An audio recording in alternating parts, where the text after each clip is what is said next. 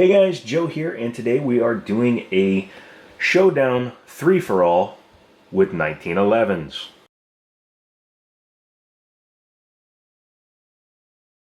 If you're new to the channel and you like this kind of video, please consider getting subscribed. You just do that down below. Also, as you're looking down there, you will see links to my Patreon page and my Amazon affiliates. If you would kindly use one or both of those, that would help the channel grow even more, and then we can continue to do really cool videos like this.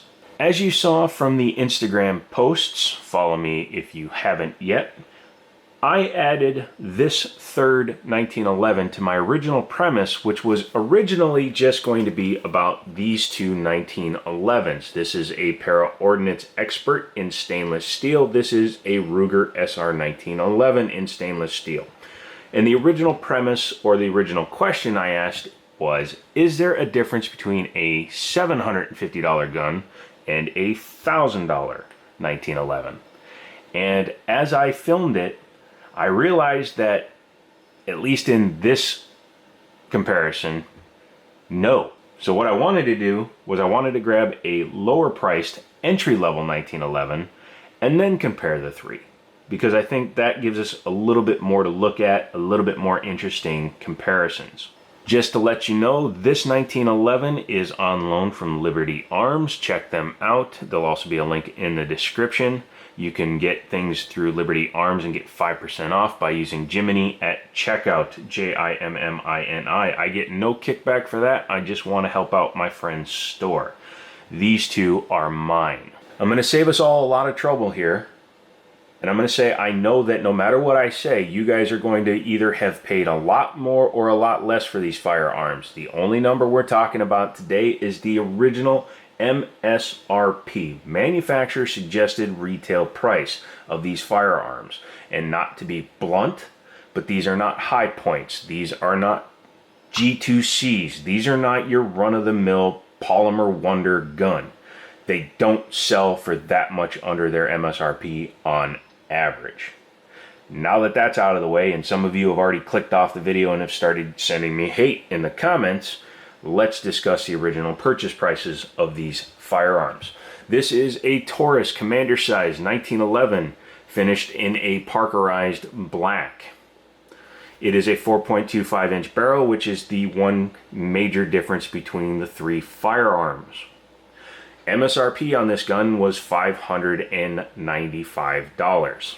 This is my Para Ordnance Expert 1911, finished in stainless steel. When this gun came out in 2014, it had an MSRP of $750.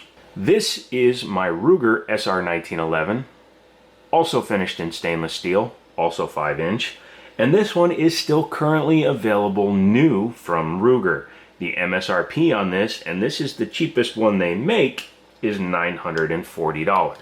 So yes, if you paid retail for these firearms, you would have paid upwards of $2,250. What kind of guns do you get for that kind of money? Well, as you know, $500–600 in a 1911 is on the upper level of an entry-level gun. $750 is solidly into the mid-level, mid-tier. $1,000 for a 1911, as crazy as it sounds, and I know it's crazy, you don't have to put it in the comments, $1,000 is the high end of the mid-tier. Now I know it's a little bit bizarre to say $1,000 is the high end of the mid-grade for 1911s, but that's absolutely the truth. The sky's the limit when it comes to price. And I'm not even talking about the custom Ed Browns, Les Bears, Dan Wessons, Nighthawk Tactical. I'm not talking about any of those. I'm talking about Colt, Springfield, Ruger even, Sig Sauer. A bunch of these companies all make $1,500 to $2,000 1911s that some people that are bigger 1911 enthusiasts than me will tell you is where you need to be to get a good 1911. I don't buy that, but I do want to show you some of the differences in a $600 pistol versus even stepping up to a $750 or a $1,000 pistol. Let's start with this gun, which is, again, the cheapest one here on the table, and talk about what it has and what it has that even the other guns don't. As you can see, this one does have all the standard features you'd want. You have a skeletonized trigger. I call it skeletonized because it's just lightened, and the same goes for the hammer. TAURUS likes to do that with their hammers, where it's not a full skeletonized hammer, it's just a kind of a weird circular bob. Looks more like something on a CZ than on a 1911. It does have Novak style sights. I know that TAURUS likes to use real Novaks, but these do not say Novak on them, so if they are true Novaks, I'm not 100% sure. But it's not a bad sight picture. It's got a long front sight with a white dot and the Novak style rear. Pretty good picture. It has an extended beaver tail and a flat rear mainspring housing and VZ-G10 grips. Overall, a pretty solid package. It also has front and rear slide serrations, which you don't usually see on a lower priced 1911. Additionally, something you normally don't see on a lower priced 1911 is front strap checkering. It's $1,000 doesn't have it. Front strap checkering is very nice, especially when you have something that is a handful to shoot. So overall, for what you get for that money, you're getting quite an impressive little pistol. So let's not say that TAURUS doesn't make a good pistol. Here's where some of the differences start to come out. The trigger. It's actually pretty heavy for what it is. I don't have it fully depressed, so it's not going to go all the way. But it does have a long travel trigger, but it just doesn't feel quite as good as my Para Ordnance. Needless to say, it's a pretty smooth trigger though. You just come back, it breaks, and then boom. Your reset is pretty definite. A little bit farther out than it is on some guns, and this one is not adjustable, but the reset is feelable. It's audible and tactile, and then you just go right into the next shot. So even though it is a lightened trigger, it is not anything better than, say, a mil-spec. Because it's a Parkerized slide instead of a blued slide or blued gun, you are going to get a grittier feel when you cycle the slide. Here, take a quick listen.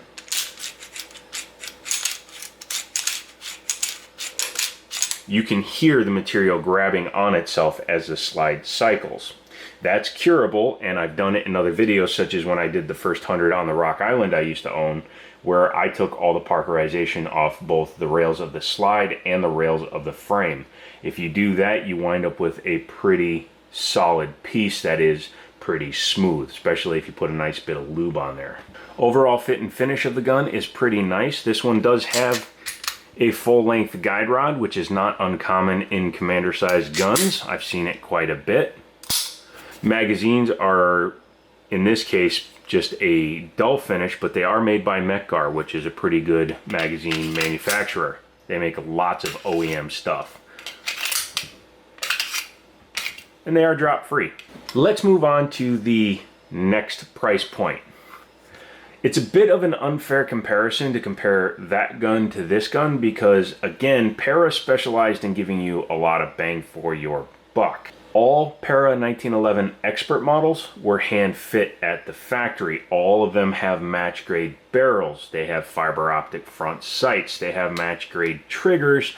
They have a lot of enhancements that you will see on $1,200 to $1,300 guns, but at the original MSRP of $750. I made a couple of upgrades to my gun, which are very subtle. I put Hogue grips on to replace the original black plastic grips. This makes a much nicer long time shooty feel. I also added a Wilson Combat magwell. Makes it for faster reloading. Does it really? Not really, it just looks cool. But as you can see, it has all the same basic features. It does have the skeletonized trigger, skeletonized hammer, extended safety, extended slide release. And this one has a fiber optic front sight with an A1 or GI rear blade. I prefer this setup myself. I've talked about it ad nauseum. There's no reason to say it again. However, no checkering on the front strap. Like I said, that one has it, this one doesn't. I was pretty blown away by that. However, the trigger, in my opinion, of all the guns I've owned, and I've had Auto Ordnance, Springfield, I haven't owned a Colt yet, and I've felt a bunch of other guns that have come through the shop. This is one of the best triggers I've ever felt in a 1911. This one has an adjustable over travel stop. It's all the way out on this gun, which does allow the trigger to travel a little bit more, but that's okay because with my nerve damage, I like to have a little bit more time to get my trigger finger where I want to. But as you can see, it's just a little bit of take up there to a wall, and then,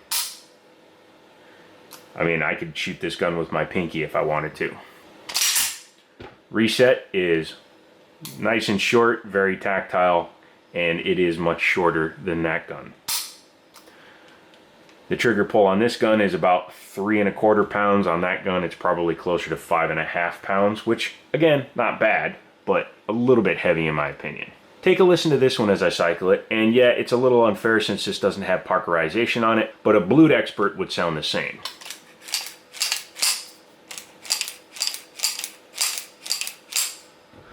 As you can hear, there's literally no drag because there's no material that needs to be taken off the rails. Now we're going to step up to the Ruger, the high end of the mid-tier. Still gets me every time I say that. Very much like the Para-Ordnance, it has a skeletonized trigger with an over travel that is actually all the way in on this gun, and I need to play with that. I think it kind of affects the trigger a little bit. Skeletonized hammer, extended beaver tail, extended safety, extended slide lock, and true Novak 3-dot picture. These ones say Novak right on them, that's why I say true Novak.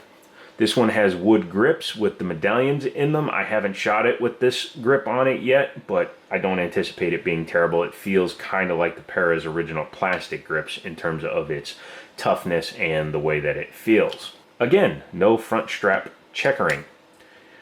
Flat rear mainspring, just like all the other pistols here. And it's finished in stainless as well. Even though this gun is hundreds more than that gun, I still feel that that gun has a better trigger than even this Ruger. Again, a little bit of play up until there, and with the over travel in there all the way, I'm not sure if that's causing this little bit of play in the trigger, but I'll play with that and let you know when I do the 100 rounds video. Trigger pull is well over 4½ pounds, so it kind of splits the difference in the two guns. And it's got almost an artificial stop or an artificial feel to it when I come back to here, because you come back and then you pull just that little bit more. Like, it doesn't have a definitive it's gonna break feel, it just breaks. Smooth break, but doesn't give me enough anticipation. The reset is very definite. Right there, you can hear it, and you can definitely feel it when you pull the trigger or release the trigger and right into the next shot. For my money, I'll take the Para's trigger. Although this is mine, so technically for the money, I did take this trigger. Moving on. This one only has rear slide serrations, and they are the angled kind. I'm not a big stickler for front slide serrations. However, I do like it when they have these kind of serrations at the back that they have them on the front as well. This gun is absolutely 100% stock. I've done nothing to it, neither did the previous owner. No magwell, original grips, all that good stuff. I'm going to take this one out and shoot it, put 100 rounds through it and see what I think of it, and we will determine whether or not it stays in the collection. Now let's talk about the next thing that allows a gun that's hundreds of dollars less to have the same, if not more, features, and that is manufacturing techniques. This TAURUS is cast, and then they finish it. You can definitely feel it in the finish, you can feel it in the slide. It is a cast piece that has been milled out afterwards. There's nothing wrong with that. Rock Islands are, for the vast majority, unless you get a Match Ultra, are all cast steel parts that are finished off. That's usually why they tend to parkerize things. It can hide more imperfections. It dramatically reduces the cost of manufacture as well as speeds it up. Both the Para-Ordnance and the Ruger are solid chunks of stainless steel that have been milled out, and a lot more care has been taken to make sure that they wound up being very, very, very nicely finished. The Para more than the Ruger because, as I've said before, this gun was 100% hand fit. This gun was probably put together by hand, but it doesn't have the match grade stamp that the Expert does. Here's one thing that I'll point out. You see the fit on the barrel bushing of the less expensive 1911, and you look at the fit of the barrel bushing on this one, you can see that this is very much flush. It fits very well. It's not going to move at all.